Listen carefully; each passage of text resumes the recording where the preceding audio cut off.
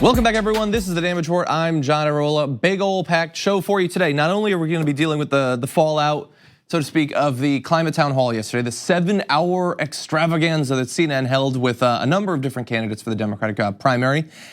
We've got a lot more. The show really, like thematically, a good portion of it is going to be dealing with the problem of Joe Biden, both Joe Biden's current problems and his past problems. So current problems on the climate, past problems on the war in Iraq. And recently he's been attempting to rewrite his history on support for the war in Iraq. Well, we've got the verbal receipts that he collected over the course of many years. We're gonna be comparing what he was saying at the time to what he is presenting as what he was saying now. And we're gonna contrast him with Bernie Sanders. Some video in the run up to the war in Iraq from Bernie Sanders on the in government. Pretty amazing quotes there. We're gonna be dealing with Ed Buck. We've got, let's see, the opioid crisis. What is the media getting wrong about that? And then near the end of the show, a lot of you have been asking for a long time, can we do some sort of like crowdfunding campaign to pay to get Steve King to drink out of a toilet? Well, he did it for free, and we're gonna be showing you the video later on today. It's only semi-joking. He sort of drank out of a toilet. So we'll have that for you, but we're gonna be starting off with the climate town hall. Last night, CNN held their 7-hour climate town hall. A number of different candidates, 40 minutes each, a lot to cover. We're gonna start though with Joe Biden. So I wanna show you a section of a mashup that was put together by Walker Bragman. Now understand, this is a mashup and mashups do exaggerate certain things, but I want you to watch this and get an idea of some of what was going on during Joe Biden's portion of the town hall. I've been involved in everything from making sure we go with back in the 90s. Everything I've done has been done to take on the polluters. And I was the one that suggested to the President Obama, I don't want to confuse presidents here. He currently supports Senator Bernie Sanders, but you could change his mind tonight, who knows, Isaac? It doesn't look like I'd do that with it. Tomorrow, you are holding a high-dollar fundraiser hosted by Andrew Goldman, a fossil fuel executive. He's not a fossil fuel executive, I'm told. I've also been one of those people who, when I was chairman of the Foreign Relations Committee, got involved in plans to be able to join people together in order to take on these corporate interests. I would see to it for immediately moving toward, we're in fact in a position now that if in fact we dealt with mitigation across the board, just what we did in the last administration and before, leading to a standard that we provide efficiency for appliances. That saves billions of gallons of gasoline. I mean, billions of $2.3 billion worth of, $500 billion in savings and 2-point-something billion metric tons of CO2 going in the air. Okay, so there's some issues there. So as I said, like full transparency, it is a mashup, and so mashups do focus on certain things. But look, let's just keep it real. You couldn't put together a mashup of any of the other candidates like that, having as much trouble putting together their thoughts, expressing what was going on, remembering accurately what they did in office.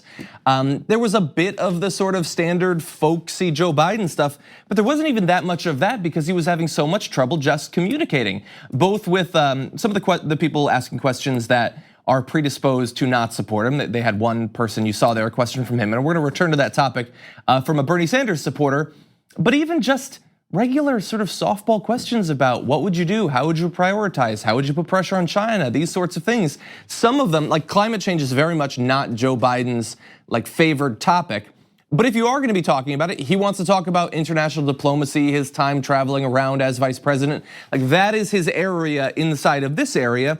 And even in that, he was just all over the place. We showed you 1 minute, 20 seconds of that. There's many minutes of these sorts of mashups. I'm not going to make you go through all of it, but this is a serious problem. It's a serious problem for debates and town halls because he's had those same sorts of problems at the 2 debates that we've had already. It's a problem for his public appearances where he sort of vacillates between not wanting to talk about his policies and not being able to talk about his policies. And if he has a debate with Donald Trump someday, like, don't you want someone to contrast against Donald Trump? Someone who is put together, serious, intellectual, has a memory, has an attachment to reality, isn't badass crazy. Wouldn't you like that?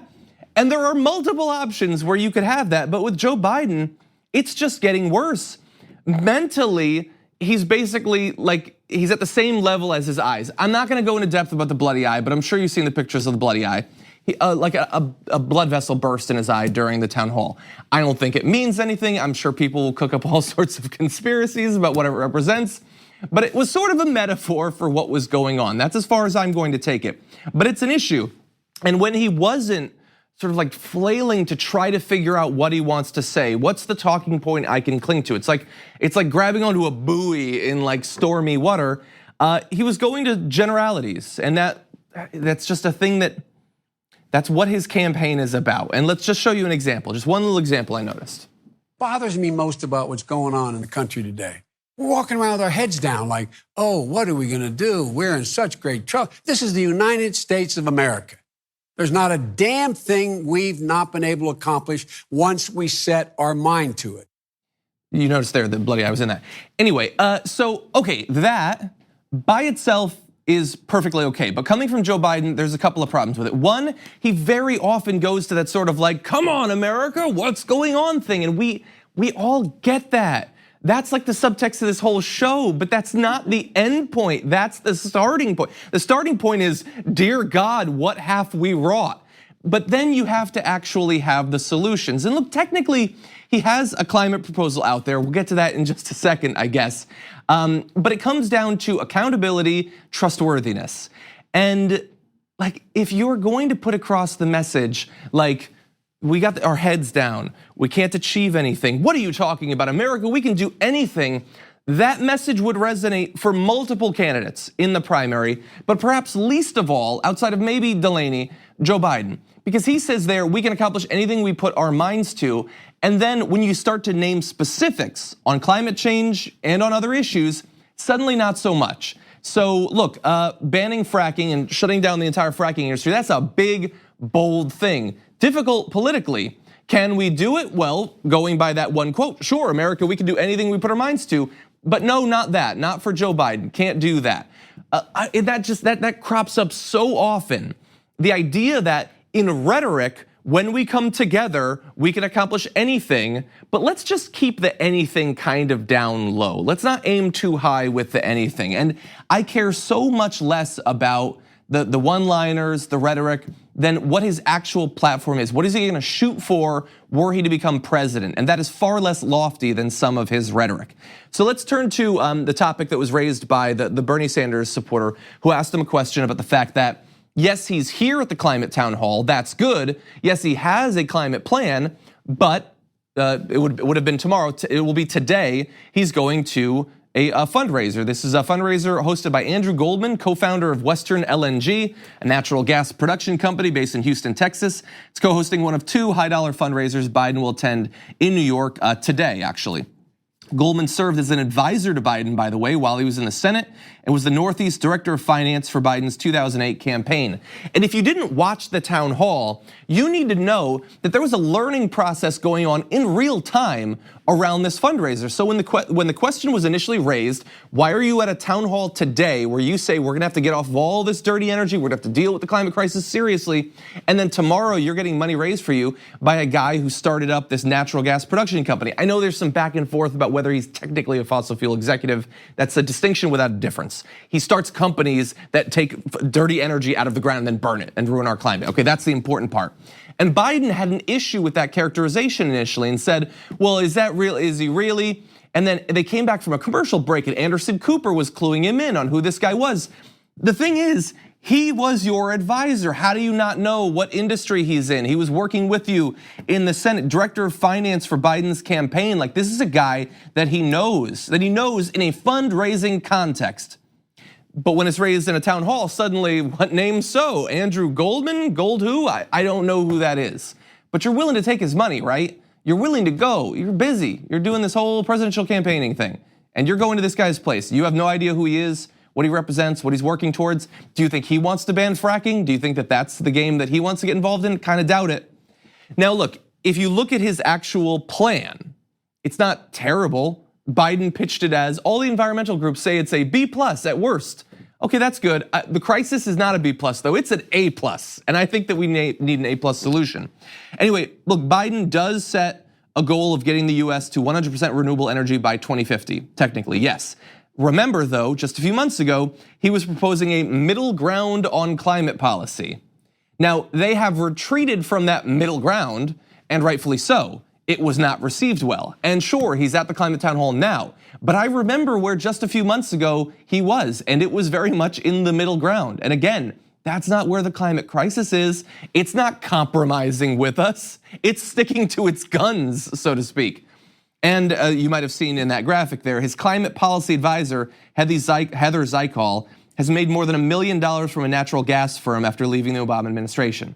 So look, if you had this guy who's starting natural gas companies as your advisor, raising money for you back when you were in the Senate, then after you're running for president now, it's not 5 years ago, 10 years ago, 50 years ago, your climate advisor is making bank off of fossil fuels, then how much do I really trust your plan? If your plan is being crafted by a person who has a direct financial interest in maintaining the current status quo when it comes to energy production, energy generation, then I just can't trust you in the same way that I can trust some other people. Bernie Sanders does not have advisors who are like, you know what? We got to get off coal, and by the way, give me that coal money. Like that's not how other people are running things, or at least not other front runners are running things.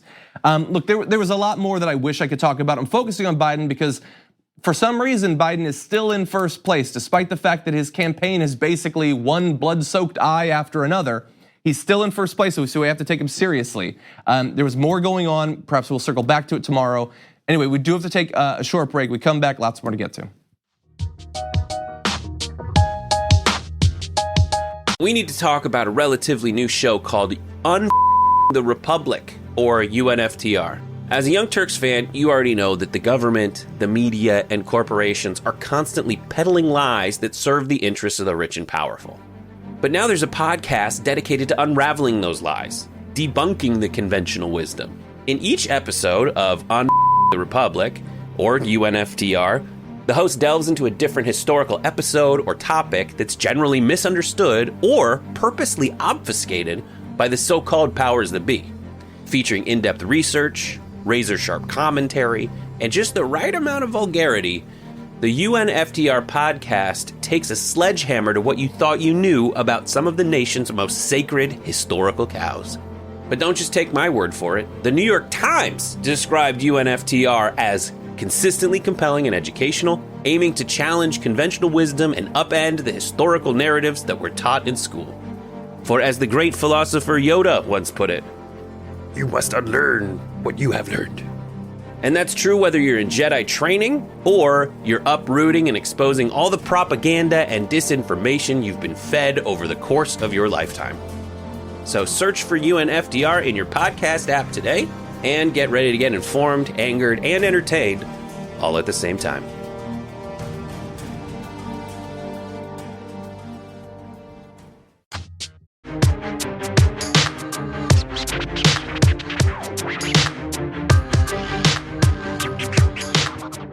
Ed Buck is a Democratic activist and campaign donor. You might have heard his name before, but probably not for those two qualifiers. It's for something far darker, something far more dangerous. His house has, over the past few years, been an incredibly dangerous sort of place. And there's been an investigation going on to find out why two individuals have died while with Ed Buck. We want to learn more about this incredibly strange story. So we're joined now by journalist and advocate Jasmyne Cannick. Jasmyne, welcome to the show. Hi, thanks for having me. Thank you so much for joining us and for doing an incredible amount of work over a couple of years to find out what's going on here. So what do people need to know about Ed Buck? Well, what people need to know is that Ed Buck is a major donor to the Democratic Party, particularly here in California. He is a well-known HIV/AIDS advocate, activist, as well as an animal activist. And he's also a man who, within the past 2 years, 16 months apart, had two Black gay men die in his house of crystal meth overdoses. The first young man died in July 2017. His name was Jamel Moore. When he died, the sheriff's department just took Ed Buck's word for what happened. And that was it. They closed the case. It wasn't until I published Jamel Moore's journal where he talked about Ed Buck being the first one to give him meth and to get him hooked on meth and all the things that Ed Buck was doing, that the sheriff's department was forced to open a homicide investigation 19 days later. So all the evidence, everything was gone.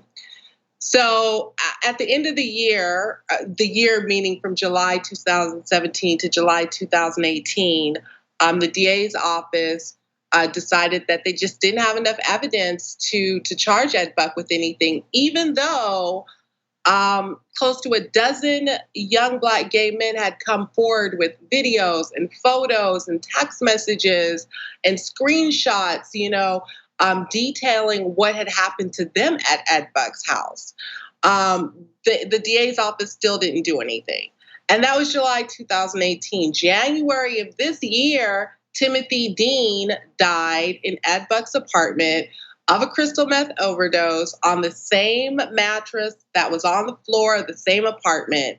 It was surreal, but it was something that we had said to the district attorney here in Los Angeles and to law enforcement was bound to happen if the man wasn't stopped. Yeah, a tragedy that feels like could have been averted if people in a position of power had taken it seriously. So after the first individual died, eventually nothing legal happens. This year, a second individual dies.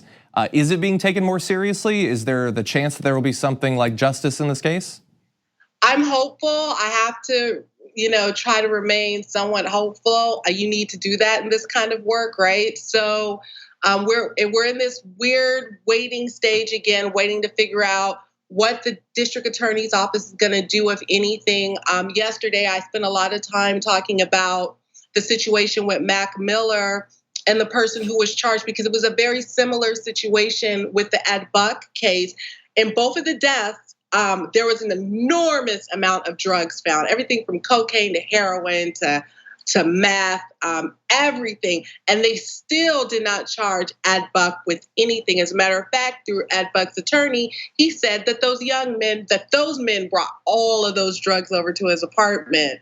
So, we're waiting to see Jamel Moore's mother, Ms. Nixon. She has filed a civil lawsuit against Ed Buck in the death of her son.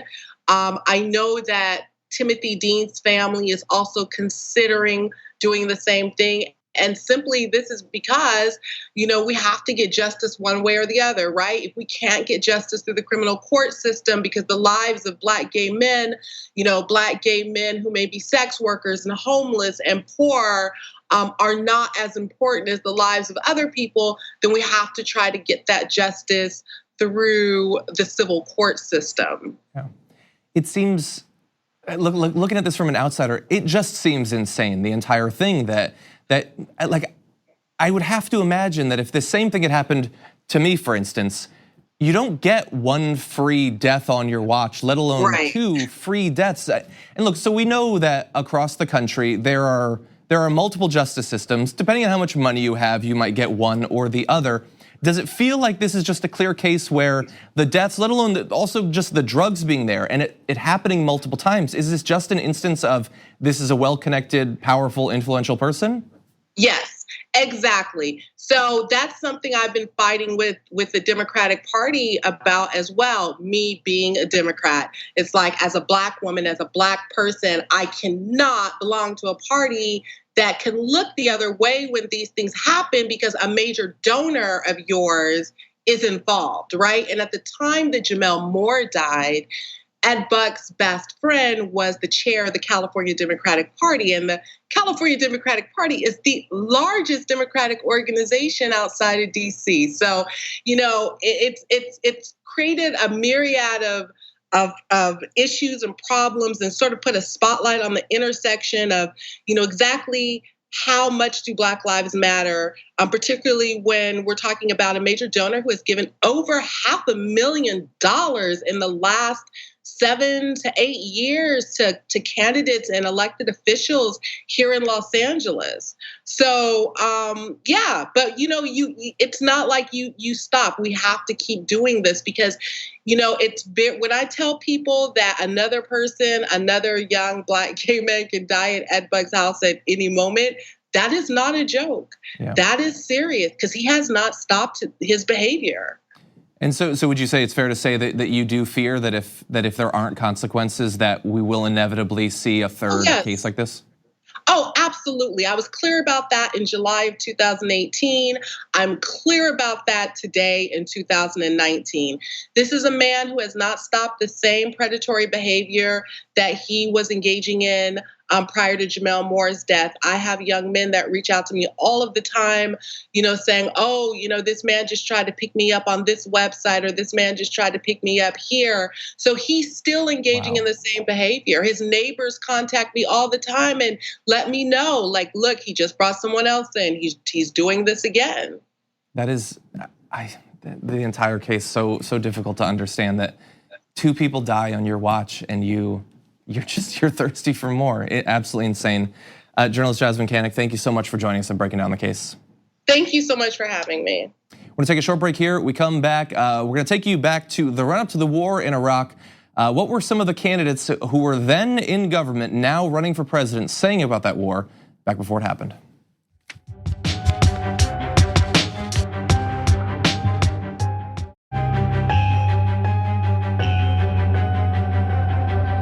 Joe Biden has got a long track record, and certain parts of it haven't hurt him too much yet in this Democratic primary, but they almost certainly will at some point. The biggest one, the standout vote, would have to be his both vote for and support for the war in Iraq. There are only 2 of the many candidates running in the Democratic primary who are actually in a position to vote for or against that war. And Joe Biden didn't just support it, he vocally advocated for it in a number of different ways.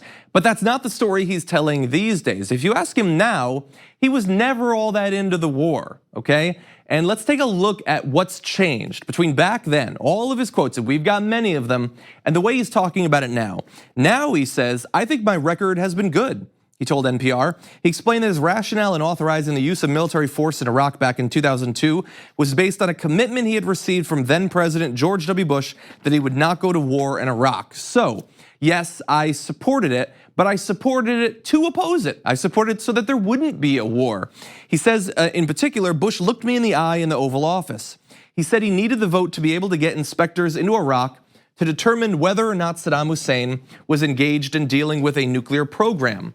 He got them in, and before you know it, we had shock and awe, okay? And so then he transitions and says, from the moment shock and awe started, from that moment I was opposed to the effort, and I was outspoken as much as anyone at all in the Congress and the administration. So look, that is a bold statement. Not just all that you've heard about me on this issue is wrong, but it's so wrong that I was actually one of the most outspoken against it. You should be giving me credit for opposing the war in Iraq.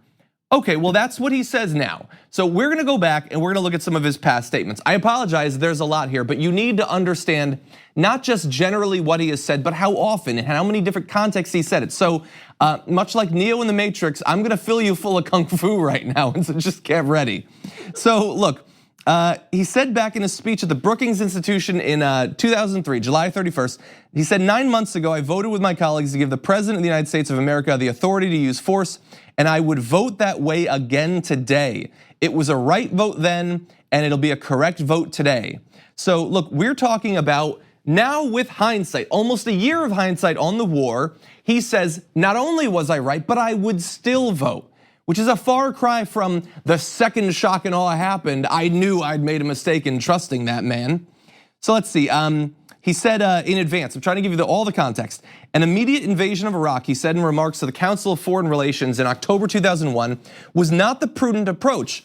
But before that makes you think that he's against it, he says a case needed to be made for international support. That same day, he went on Charlie Rose, and he said that he felt the US could lead an international coalition, but didn't necessarily need to wait for allies to take action. So look, he's gonna be able to pitch the first part as saying, I was only saying, we need to get together the international community. But then he was going to the media and saying, sure, we could lead an international coalition, but we don't need to. I mean, that's the same sort of like pro-unilateral approach that we were getting from George W. Bush. So far from, I only support this so that diplomacy can go forward, he's effectively saying that this is gonna happen and it's gonna happen one way or the other. If we have allies, that's great. If we don't have allies, we might still need to do it ourselves. More on this, he said, I think if we do this well, this is, I believe, to Larry King.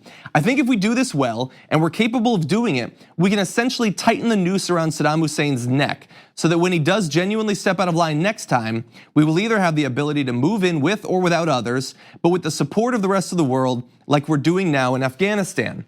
I think that eventually we go to Iraq, but in my view, Larry, the question is how we go to Iraq. Do we go to Iraq unilaterally without having built a case against Saddam, either having been involved in 9/11 or having violated tighter sanctions that we designed that tighten the noose around him? So look, start to put these pieces together. And what you have is him trying to push before the war his support for it being just about diplomacy. But now, again, this is before the war, there's this sense of inevitability that one way or another, we're going to Iraq. We can debate, whether it's part of a coalition or unilateral. We can debate whether the rationale is one or another, different things, but we're going to it one way or another. And it really feels like both the noose tightening and the international diplomacy is really just about putting a cloak of, well, we had to do it. We're being responsible. We're not just going in there because we want to. It's really about like gilding the lily. That's all it is. We're going in. We want it to look right, but we're going in. That's the important part. And that is a far cry from, I was the most vocal against this war. Who says, I think that eventually we go to Iraq, but how do we go to Iraq? If you are the most opposed to it, you don't have that sense of like futility, like fatalism, like it's gonna happen. I mean, what are you gonna do? Honestly, I'm just a senator. What could I possibly do to stop this? But there's more. In a speech at the Center for Strategic and International Studies, Biden said the US would need, quote, to end the regime one way or another, and it would be, quote, downright foolish to believe the war on terror could be won if Hussein was still in power in 5 years. And so now let's add this piece to the puzzle. He takes the war on terror so seriously, how could we possibly prosecute it? How could we possibly continue it internationally if we allowed Saddam Hussein to stay in power for the next 5 years? So again, this is not just an opposition to the regime. This is not just about how we go in, but this is tying it into other foreign policy goals, which by the way, again, was exactly what George W. Bush and the neocons were doing at the time. Sure, they hated Saddam Hussein in his own right, for his own reasons, but they also tied it into other geopolitical goals that they wanted to pursue. And again, far from the most vocal opponent to this, Joe Biden was out there in the media, talking to think tanks, doing interviews, pushing the same exact message in a number of different ways. And so look, let's talk about right before the war. So the idea that he was most opposed to it. This is 3 days before the invasion of Iraq. This is a press release. This is go time. We have one last chance, possibly, to rally support against this war. Here is what he says. The president has concluded that the time for diplomacy is over and the time for action is at hand. Many Americans are concerned about how we got to this point and the lost opportunities along the way. But if we go to war in Iraq, we must all unite behind our men and women in uniform. I'm confident of their extraordinary skill and ultimate success. By refusing to disarm, a defiant Saddam has made the fateful choice between war and peace. Let us make sure that in winning the war, we also win the peace. Look, if you're pro-peace, I guess you like the end of it, right? We want to win the peace. Yay, he said peace, but the rest of it is terrible. Again, fatalism, inevitability, we're definitely going. And look, you can say, like if you put yourself back in the context of that time, virtually no one was speaking out in an elected position against the war in Iraq. And so I guess he just had to do it, right? No, that's not leadership. That's not a record you run for when you want to be president a couple decades later. That's I was no better or worse than anyone else at that time. And I'm gonna actually fight against that notion in 1 second. Just the idea that we have to unite behind them. No, We don't. If we think that this is a wasteful war, if we think this is gonna lead to thousands of our soldiers being killed, if we think that this could result in the deaths of over 100,000 Iraqis, then it is our job, our responsibility, and indeed, when you're a senator, your privilege to be able to speak out against it. You had a press release. That means the press cares what you say, they're gonna take it, they're gonna talk about it in the news, and instead, what do? You just support George W. Bush. That's not speaking out against the war, that's not being the most vocal critic of the war, that is going along with the neocon foreign policy agenda. That's all it was at that time. And look, a couple of years later, he does turn against it, but it took a while. It was November of 2005, 2.5 years later on Meet the Press, that he finally said it was a mistake. It was a mistake to assume the president would use the authority we gave him properly. I never argued that there was an imminent threat. We gave the president the authority to unite the world to isolate Saddam. And the fact of the matter is we went too soon. We went without sufficient force and we went without a plan. But Joe, you were down to go when they went. We must unite behind our men and women in arms. Like that's what you said. No, you could have been pushing for a plan. You could have done that same press release and said, I care so much about the lives of our soldiers that I cannot back an agenda by this administration that sends them into harm's way with no plan for what happens when the entire thing blows up.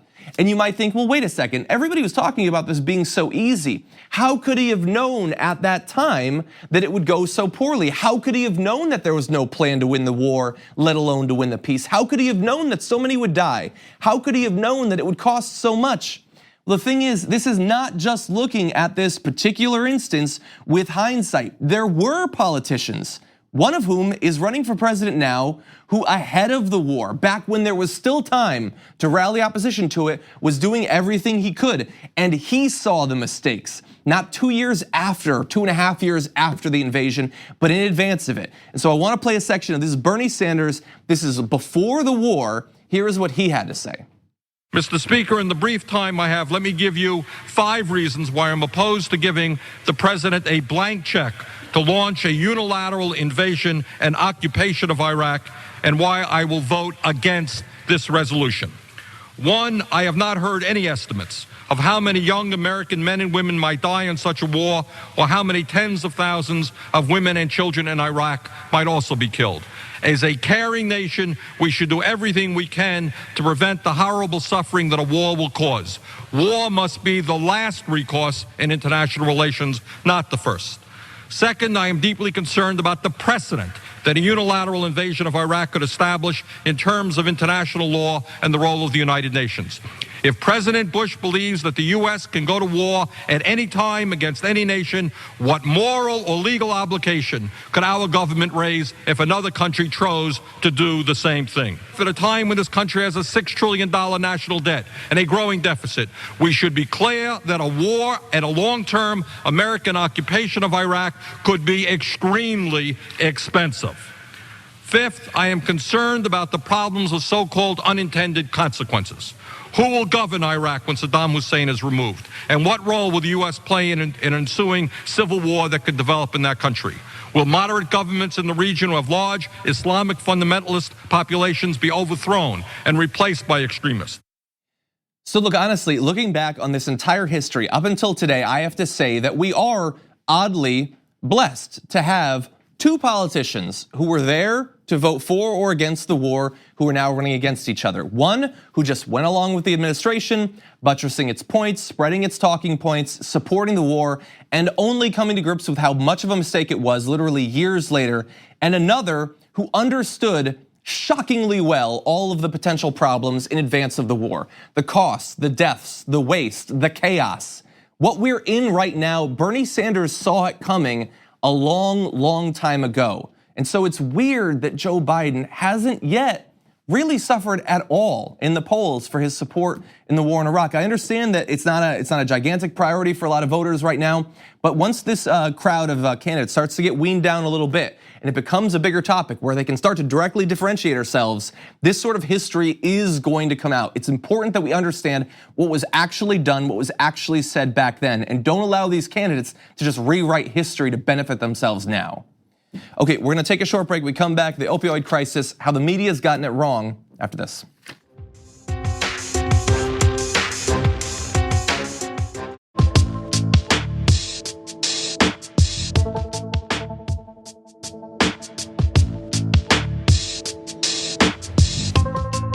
It is 2019 and we are still pretending as a country that we are not losing so many people to the opioid crisis. The numbers are insane and the lack of attention on it is perhaps the only thing more insane. According to preliminary data from the CDC, there were more than 68,000 drug overdose deaths in 2018 compared to 72,000 the year before. So hey, the numbers are getting a little bit better, or at least they've sort of leveled off, but don't get too excited yet because between 2011 and 2012, drug overdose deaths also appeared to level off. That was back when they were just 41,500. And then fentanyl, and the numbers shot up over the next few years. So this is a serious problem, not much being done about it. And I wanna educate myself and the audience about it more. And so we're joined now by a writer for The Wrap, Lindsey Ellefson. Welcome to the Damage Report. Hi, it's so nice to see you. It's great to have you here, and thank you for joining us about this topic. I know that it's something you've written quite a bit about. And so let's start to talk about the opioid crisis, misconceptions both in the public and the media. Let's start off, what are some of the biggest misconceptions about this crisis? Some of the biggest misconceptions about the overdose crisis, that's actually a really good question. I've spent a lot of time speaking to drug users, people with substance use disorders, people who are in recovery, people who are actively using, who are trying to get into recovery.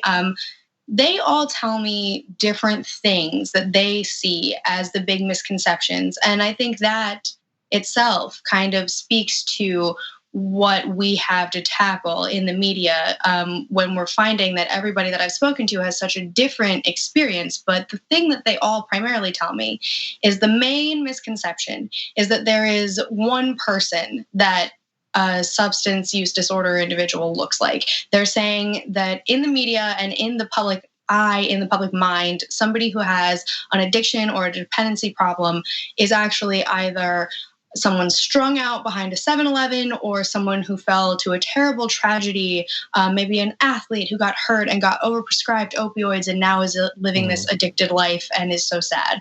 The big misconception is that you either fall into one of those two categories, and in reality, there are people with substance use disorders all around us. One person that I've spoken to at length for a number of things that I've worked on and projects I've done tells me that if you believe that you do not know anyone with a substance use problem, you are living in denial. They are all around us. They are our friends, our family, and there is a human face, millions of human faces that go along with these stories. Do you feel, is that just a popular misconception, or do you feel that the media is actually contributing to that? You know what? I feel strongly, personally, that the media is contributing to that. The people that I've spoken to, when I started doing my project looking into the way the media represents substance use disorders and the way the media represents the overdose crisis, I thought we were going to be looking more broadly at large national media, because to me, they are extreme perpetrators of this very tunnel vision sort of look at what this crisis really looks like. But the more I spoke to people on the ground who are really living in this situation, people whose daily lives are dictated and whose daily lives are affected by substance use like this, they're pointing to the local media as being a huge problem for them. They think that local papers and blogs that are obsessively in their mind chronicling crime as it relates to drugs are perpetrating a lot worse stereotypes that affect them daily in their communities. So on the one hand, you have larger outlets that are struggling to kind of portray what this looks like in the way that national media does when they have a difficult time getting someone on the ground in these small communities and these impoverished communities, and then just like throwing up a 2-minute clip on a morning show seen by millions that doesn't really illuminate anything. And then on the other hand, you have these local media outlets that are really digging in there and providing comment spaces, for instance, that are run amok with some of the most negative local commentary that doesn't do anything to help anybody. Yeah, I'm curious. So if so many people have some fairly fundamentally false ideas of what the crisis is actually like, who it's actually affecting, how do you think that that might be affecting what they want politicians or the government to do about it? So obviously, we all agree that it's a crisis that needs to be dealt with, but if we don't have the facts about the crisis, are we pushing for the right changes? Oh, absolutely not. You can talk to anybody. I mean, I dare you to just go up to anybody, call up a relative that you don't speak to every day and ask them their general opinion of drug users. And I'm thinking even in my own life, some of the most compassionate, kind, and genuinely well-informed people I know are quick to use words like junkies, druggies, crackheads. They're quick to like throw out these extremely nasty words and say the world is better off without them. If you look in the comment sections of a lot of the local news outlets that I've been looking into, you're going to find that even when the article is written very straight, very down the middle, here's exactly what happened and when and why, and you can debate whether or not they should be highlighting all of the crime and arrests that go on in the drug crisis, whatever. But when you look at the articles, they're straight down the middle. But when you look at the comments, people are saying, I'm glad this person died. This person is a scourge. I don't need this person in my community. We don't need these people in our community. So when you're looking at that strong of a public opinion coming at you from personal people in your own life, people in comment sections on the internet, even if they're just reading the most basic benign thing, that is what we're up against. It's very difficult if you're trying to take that opinion and turn it into something concrete that genuinely helps people, either like through the government or through community outreach programs. You always find that right now, the general overall consensus is these people are a waste of space and I don't care about it. Why should I care about it? Why should I vote for politicians who care about it? And why should I work with my community on things that can help these people? Wow, that is incredibly depressing. Weird that comment sections would cause us to lose faith. Wow, that is sad. So we're gonna have to end on that dark note now. So I wanted to start with misconceptions. Hopefully, I'd like to have you back in the very near future to start to talk about some potential solutions. What can politicians actually do? And I want your evaluation of the efforts under the Trump administration. But for now, I got them. What's that? I got evaluations for you. Okay, so we're gonna talk about that very soon. Lindsey Ellefson, writer for The Wrap, thank you so much for joining us today. Of course, thank you. We're gonna take a short break here. We come back. Congressman Steve King drinks out of a toilet after this.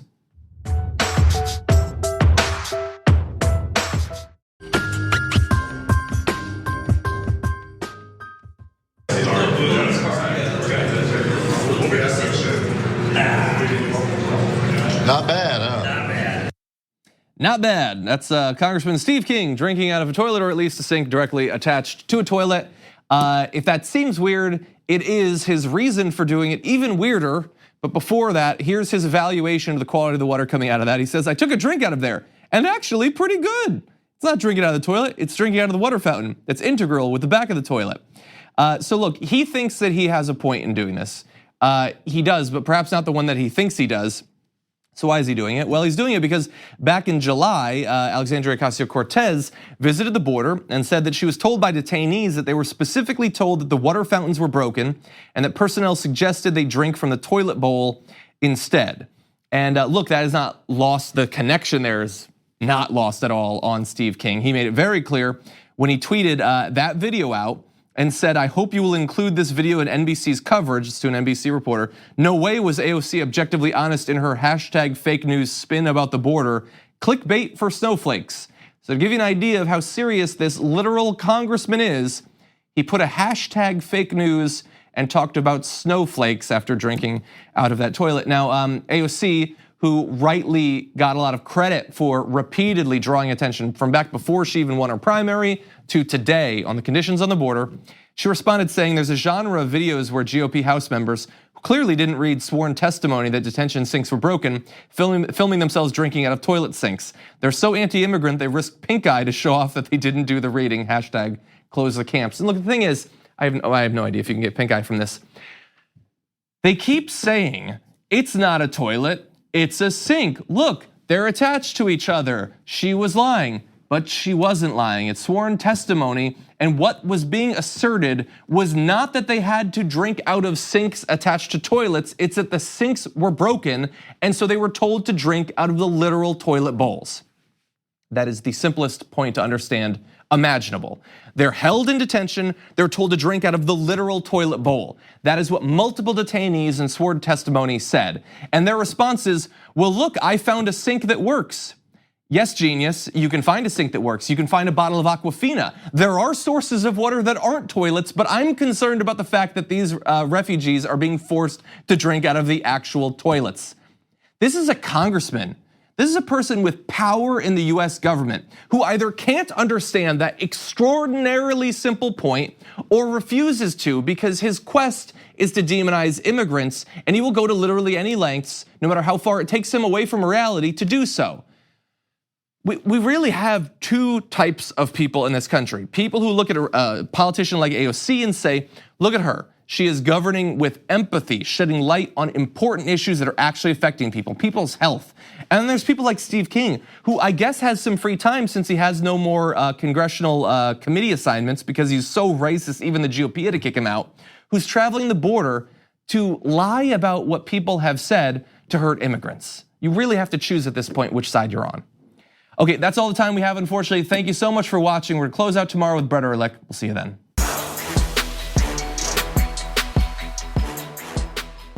Thanks for listening to the full episode of The Damage Report. Support our work, listen ad-free, access members-only bonus content, and more by subscribing to Apple Podcasts at apple.co/TYT. I'm your host, John Darola. I'll see you soon.